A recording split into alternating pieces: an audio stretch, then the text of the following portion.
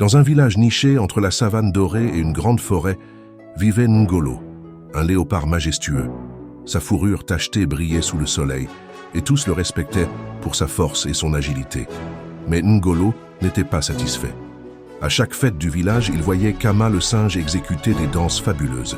Ses pirouettes faisaient rire et applaudir tout le monde. Jaloux, Ngolo se dit « Moi aussi, je vais devenir le meilleur danseur de la forêt ». Le lendemain, il alla voir Kama et lui dit « Apprends-moi à danser comme toi ». Kama éclata de rire. « Danser comme moi ? Mais Ngolo, tu es un léopard. Ta force est dans la chasse et la course, pas dans la danse ». Mais Ngolo insista.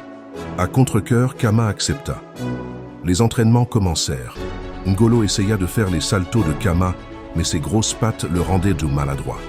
Il tenta de grimper et de tourbillonner, mais son corps lourd n'était pas fait pour ça. Il trébuchait, tombait, se ridiculisait.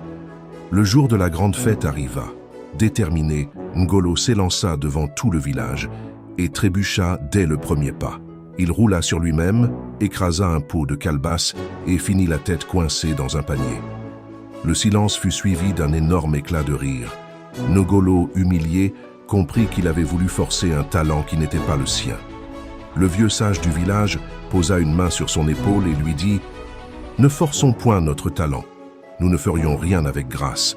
Un lourd léopard ne saura jamais danser comme un singe, mais il court avec la noblesse du vent. » Depuis ce jour, Ngolo accepta ce qu'il était, non pas un danseur, mais le plus rapide et élégant chasseur de la savane.